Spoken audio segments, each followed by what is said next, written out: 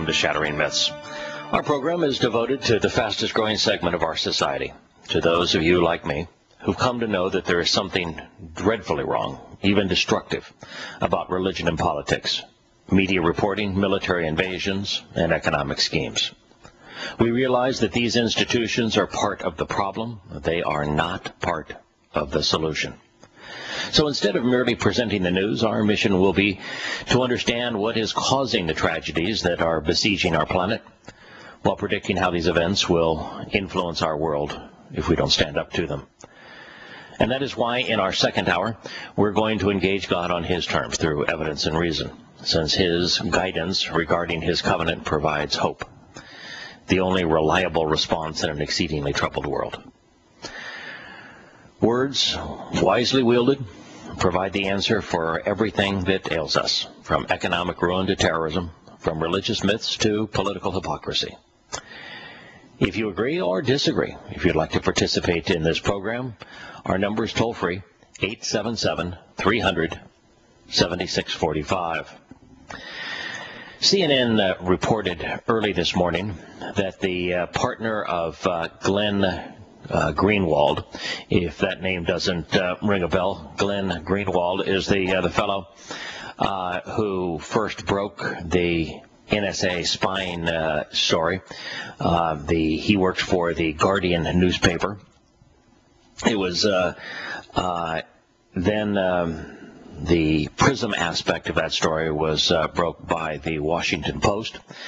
But the first article from Edward Snowden was published under Glenn Greenwald's column for the Guardian newspaper. Well, his partner, who broke the story, was held at London's Heathrow Airport for nearly 9 hours.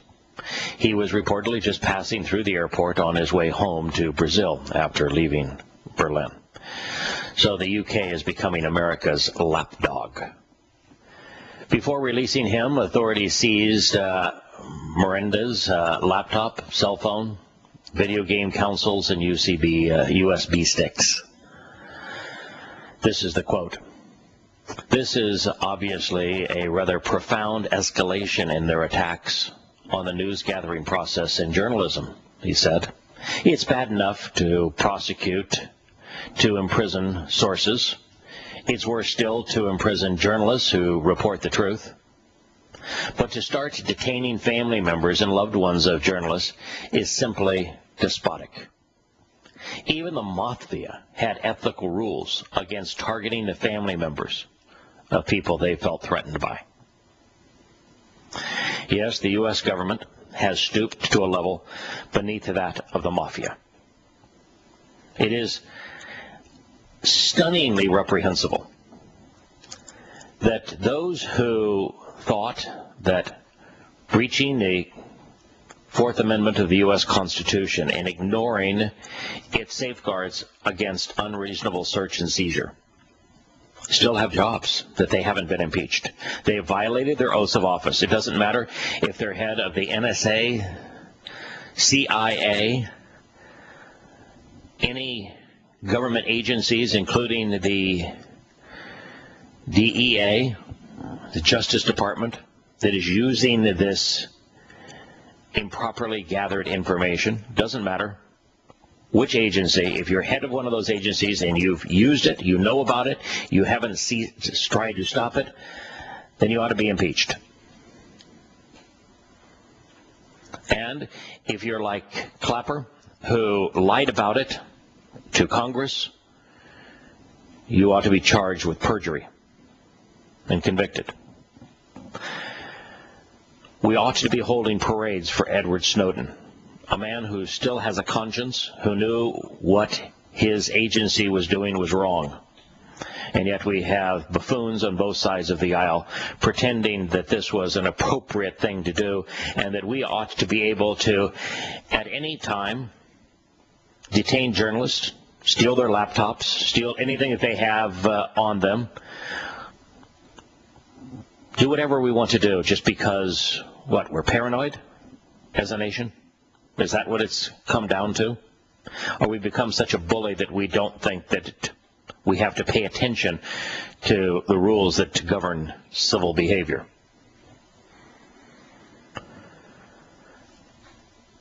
This is a related story. Talks about also gets right to the root of the realization that America is no longer a moral country.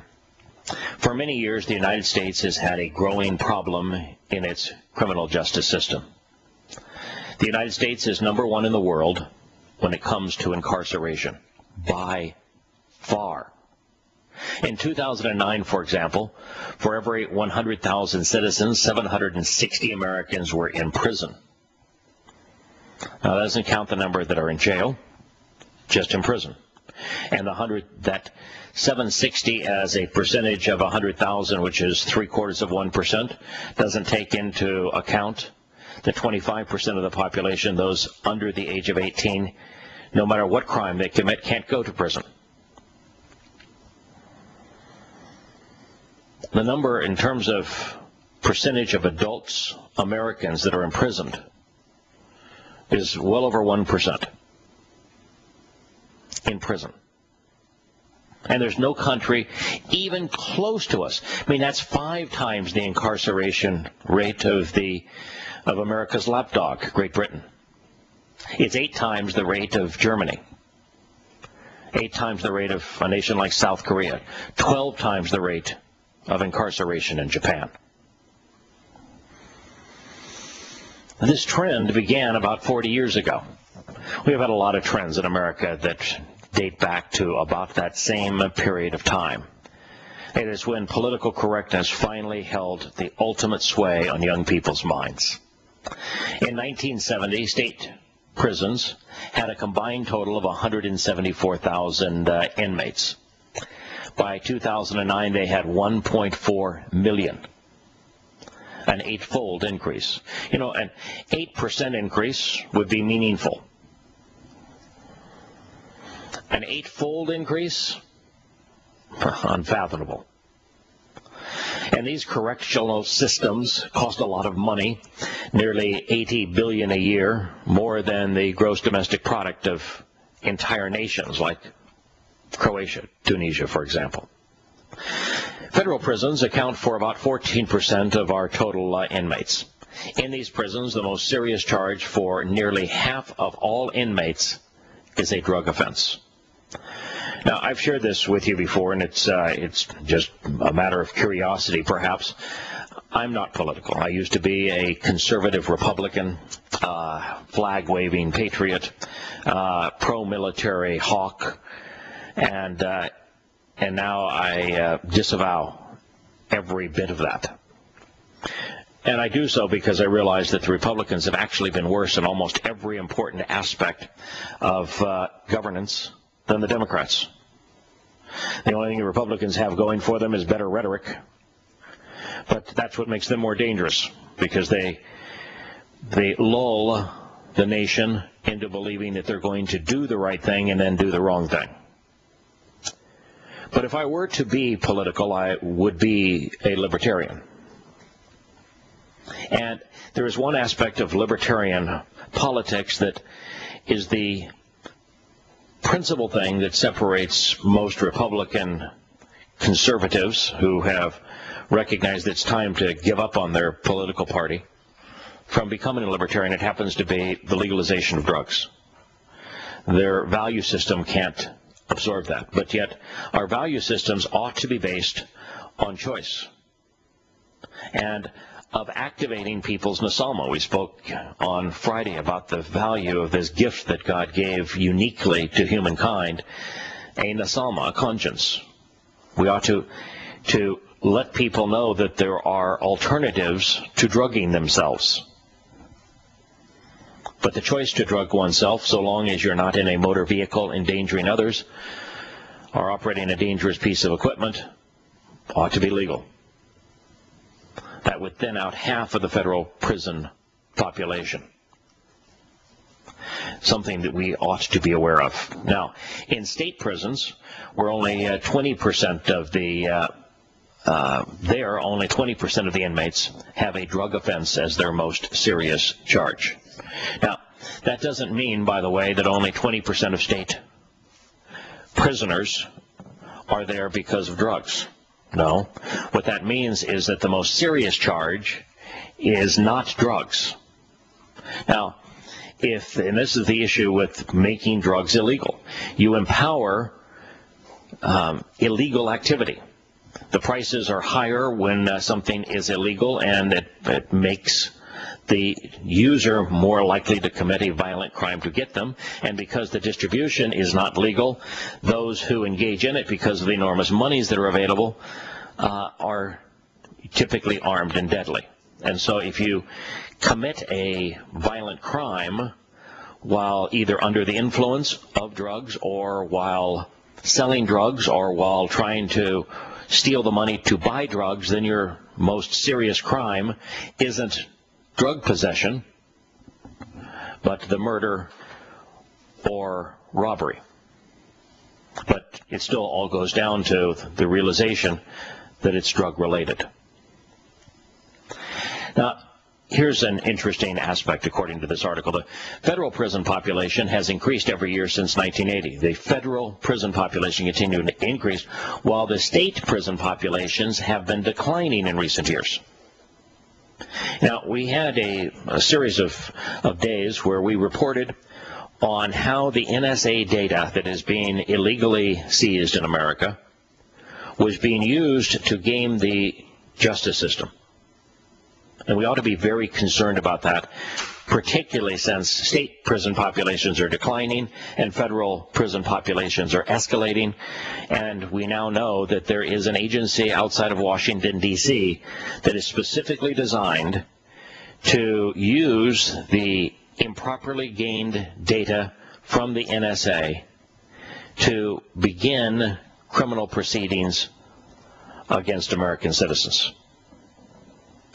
You know, if we continue to incarcerate, often wrongly, Americans who are willing to put their head above the crowd, if we wish to go after the likes of Bradley Manning or Edward Snowden, and if we fill our prisons with those that still have an operative conscience, then everyone will be enslaved to this government.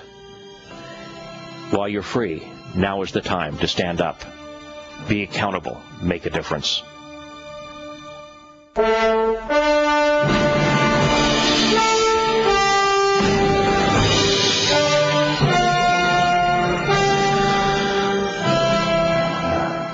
Welcome back to Shattering Myths. Speaking of drugs, I have a confession to make. I did injure myself over the weekend, and I'm taking a form of Vicodin to try to numb the pain in my back between now and the time that I can get it treated after our program today. So while I'm very, very seldom ever take any kind of pain medication for any reason, I am this morning. So if I do stumble and trip over my own tongue, which is I'm prone to do from time to time, I do have an excuse this morning, but I will do my best through this process. The item in the news that we were focused on Friday continues to be tragic. Another 24 Egyptians have been killed in the uprising between the Muslim Brotherhood and the military government of Egypt. This time, the 24 policemen. They were killed in an ambush by Mujahideen, Islamic jihadists. They were killed this morning in the north part of the Sinai. The reason that is particularly concerning is that when the Muslim Brotherhood gained control of Egypt, there are two very profound things that changed. One of those is that Copts, Christians, became fair game, and their churches and homes were burned, and they were murdered at a frightening rate. The other thing that changed was that Egypt had been given the Sinai back by Israel. You know, they lost the Six-Day War. And if Israel had not been throttled back by the United States, Egypt would be a colony of Israel. But after the war, Israel kept the Sinai. And the United States, Jimmy Carter, thought that that was improper. He hates Jews. He's extraordinarily anti-Semitic. And so he wanted the Jews to give the Sinai back to Egypt, which they did.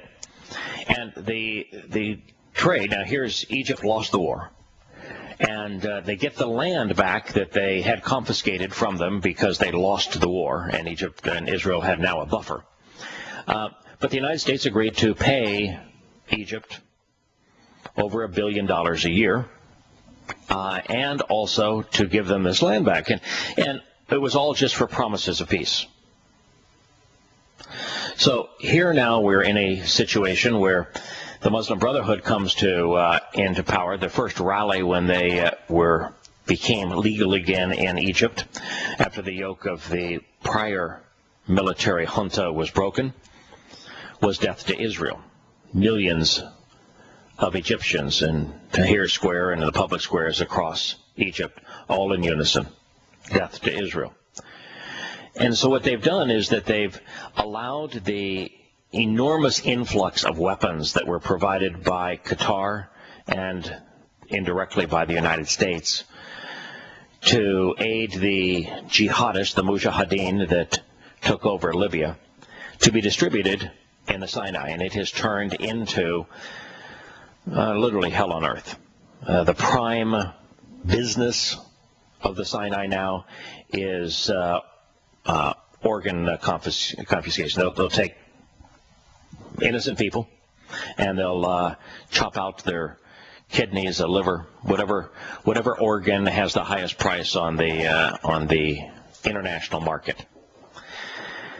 And of course, the reason that they're interested in money is to buy weapons and to deploy them against Israel. And now they are killing one another.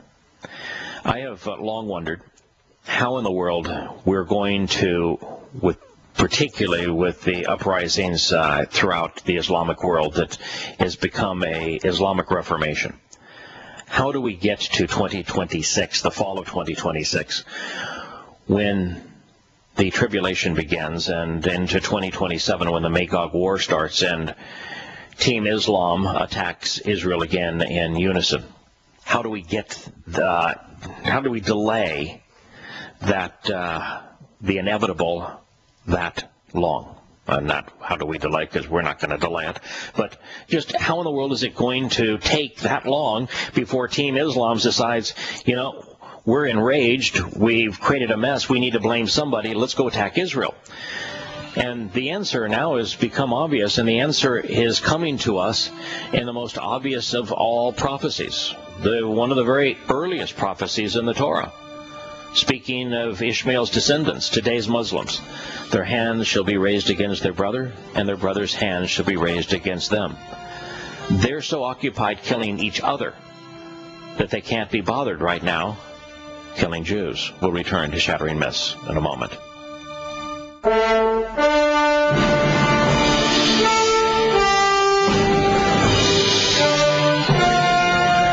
have one last concluding comment as it relates to Egypt. I had said on Wednesday when this erupted in Egypt and they were talking about having a score of people dead, that the death toll of just this phase of the protests would exceed 1,000. Well, it's the government's reported figures, which have always lagged the Mujahideen, the Muslim Brotherhood's numbers, by a considerable amount, are now reporting 850 people dead. Of those, 70 of them are soldiers and police who have been firing live ammunition at the crowds, running them over with bulldozers. And so we're about 780 civilians, 70 soldiers and police. That would be through yesterday evening. This is an interesting comment. The Republican Party has resolved to boycott any 2016 presidential debates that are sponsored by either CNN or NBC. And the reason for that is because those networks are both planning to produce special programs on Hillary Clinton. Now, Hillary Clinton is widely suspected to seek the Democratic nomination this next time around.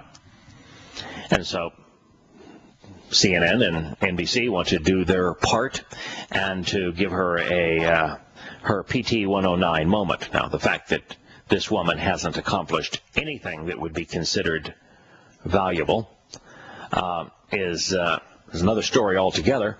But nonetheless, the Republicans are saying, that's gaming the system. Delegates to the meeting of the Republican National Committee voted for a resolution including the boycott and said that the programs on Hillary Rotten Clinton would be little more than extended commercials promoting former Secretary Clinton. Now, imagine under her watch, you not only have Benghazi, but you have the destruction of Egypt. You have the civil war in Syria. You have a civil war re-erupt now in Iraq. You have the disasters that are taking place around the Islamic world. Tunisia was another of those that fell apart on her watch. And so under her watch, the world that was the catalyst for the next World War, the tinderbox, exploded.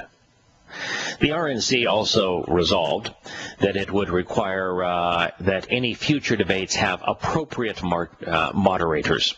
By appropriate moderators, what they're looking for is that in the second of the three presidential debates, might have been the second or could have been the third of the three between Romney and Obama, the woman who was the moderator decided that she should contribute to the debate, and she lied on behalf of Obama.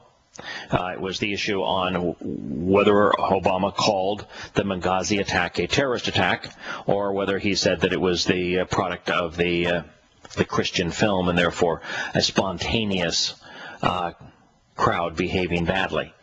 And she intervened on behalf of the president, told Romney, you're wrong. He did say it, and turns out she was wrong. So it would have been wrong for her even to interject, but to interject and to be wrong, yes, indeed, we need appropriate moderators, something that will be difficult to find amongst today's journalists.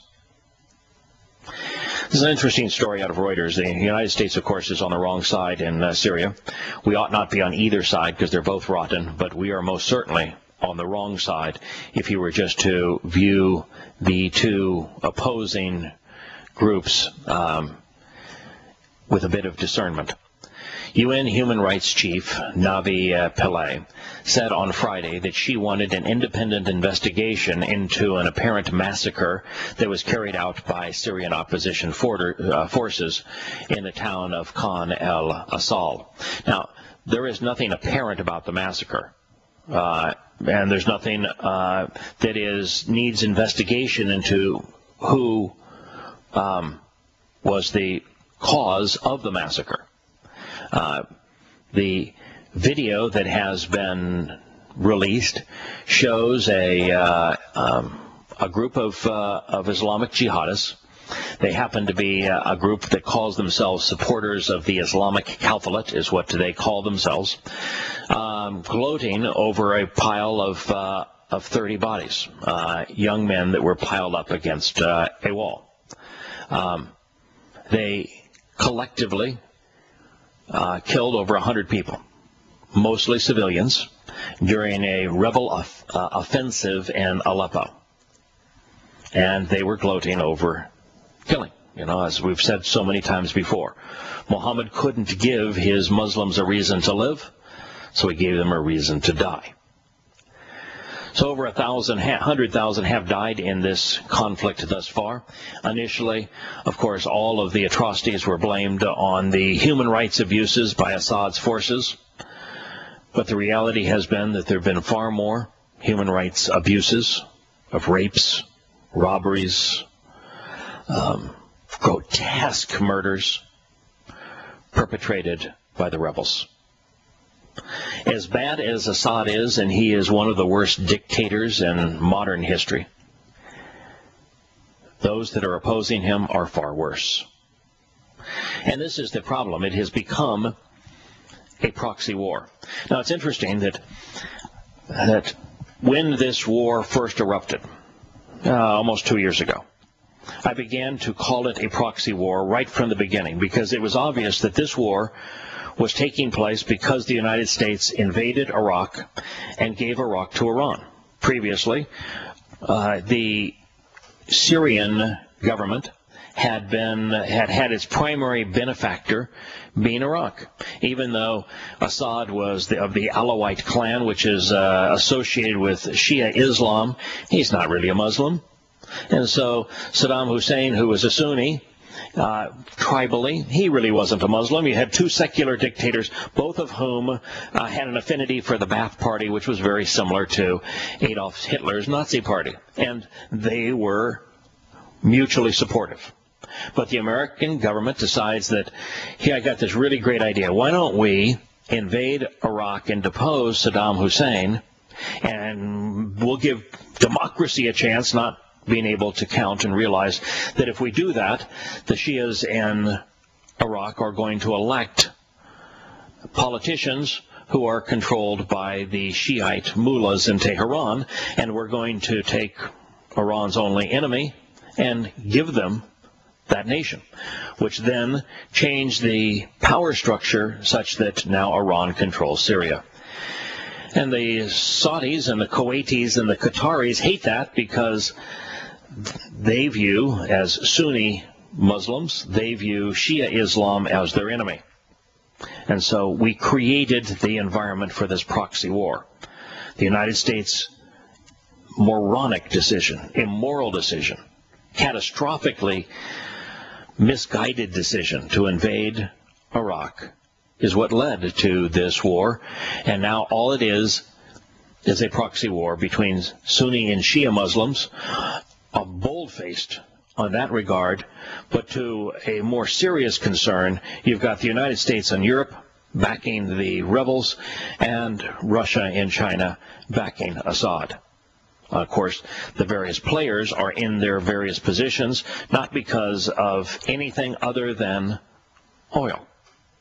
China and Russia have cut their oil deals with Iran because they have pipelines that can capitalize on the oil and natural gas reserves in the Caspian Sea. But as it relates to the United States and to Europe, they're mostly dependent upon Saudi Arabia and Kuwait and Qatar and other countries like that. And so, depending on where you get your imported fix of oil, is to where the loyalties have broken down in this war.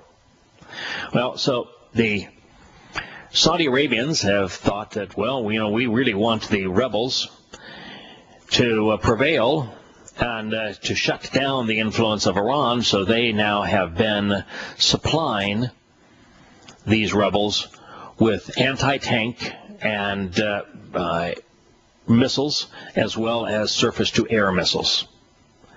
And the recent flow of Saudi-backed arms represents, now, according to the Sauds, the slow pace of progress by the rebels. Well, they're losing badly.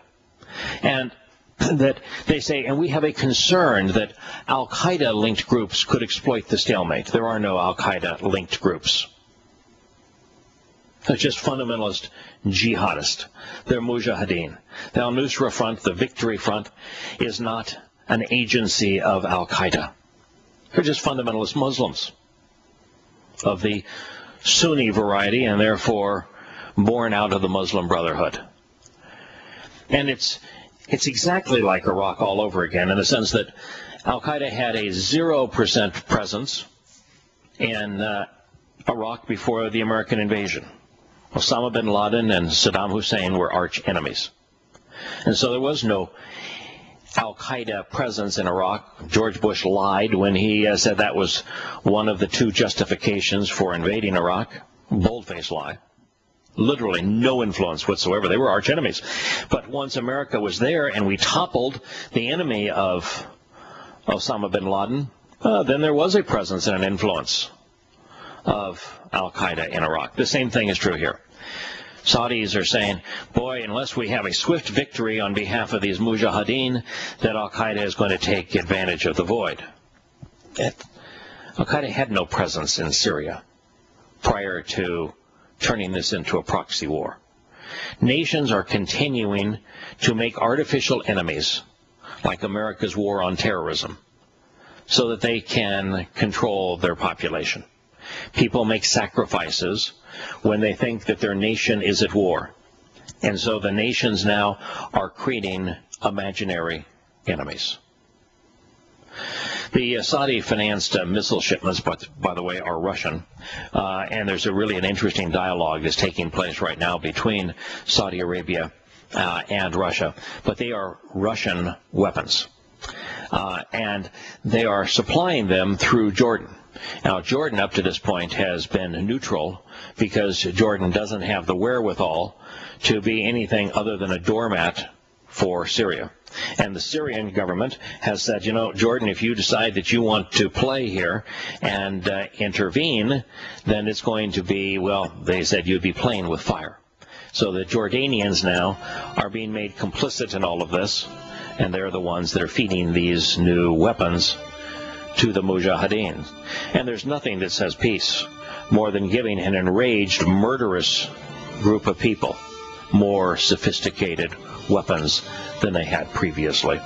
We will return to Shattering Myths in the last segment of the news reporting for this morning after the commercial break.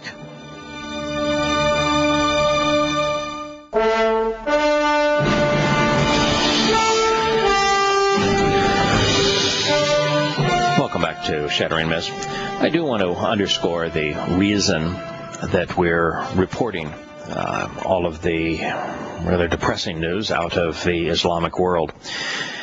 It is obvious based upon the rage that you're seeing in Egypt, even now in Tunisia, certainly in the postage stamp fiefdoms of the United Arab Emirates, where protests are being put down violently, in Syria, in Iraq, in Afghanistan, that the rage has become extraordinarily deadly.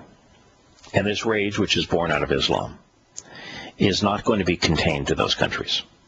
Now, it is important that we recognize, as a non-Islamic country, where Muslims make up less than 5% of the population of this country, that there is nothing we can do to resolve the problems in Syria or Egypt or Tunisia or Iraq or Afghanistan. All we can do is make the situation worse. We can intervene and enrage them ever more against us. And so the best thing for Americans to do is to discourage their government from intervening. Don't give the Pakistanis any more money or weapons. Don't give the Afghanis, the Iraqis, the Egyptians. Stop supplying weapons to the Islamic world. And we are by far the largest supplier of weapons to the Islamic world. We supply Team Islam 24 times more weapons than we do Israel. But it's time that we as a nation recognize that we ought not be involved in that part of the world. Everything we have done has turned out badly. In fact, our invasions of Iraq and Afghanistan were suicidal. It's just like we had suicide bombed our own country by having done those two invasions. But it's not just that what we're doing is counterproductive, but we're squandering our resources. And so it's time that we stand up to our government and say, we don't want America involved in those issues. We don't want Americans supplying weapons or money to Islamic governments. And by the same token, America ought not be dictating to Israel that it needs to give up land and housing developments to appease these murderous people. We can't solve the problems that exist there. The problems are Islamic in origin. This is a interesting story. Dateline, Washington. The National Security Agency violated privacy rules protecting the communications of Americans and others on domestic soil 2,776 times over a one-year period, according to an internal audit leaked by former NSA contractor Edward Snowden. Now, he did not leak this document just now. He provided this document along with the stash of documents to the Washington Post and to the Guardian well over a month ago. They just elected not to publish it. And so when the NSA is saying, oh, we have internal checks and balances, and we just, where this is all congressional approved, and we have court orders and court approval, and all of this oversight. The truth is that they knowingly have even broken what little rules they have established relative to spying. The largest number of episodes, 1,900, are what the NSA is trying to write off as roamers. Those are cell phones that were being wiretapped without any court order overseas, that when somebody came to America, they just continued to wiretap their phones, even though to wiretap a phone in America, you're supposed to have a search warrant. They are required according to the law. What's interesting, too, is that the reason for the large spike in the number of cell phones that were being wiretapped without a warrant for foreigners traveling into America on this particular admission by the NSA was because Chinese citizens were visiting friends and family in the United States for the Chinese Lunar New Year holiday. Now, I'd like to ask you, folks, what percentage of the terrorist attacks in America have been perpetrated by Chinese celebrating a Lunar New Year holiday? The NSA says we need to do this because we need to keep you safe from terrorist acts. I want you to tell me, how many terrorist acts have been perpetrated by Chinese businessmen, women, and their family? It's all a house of cards, and the deeper you dig, the closer you look, the more malfeasance you see. We'll be back in a moment.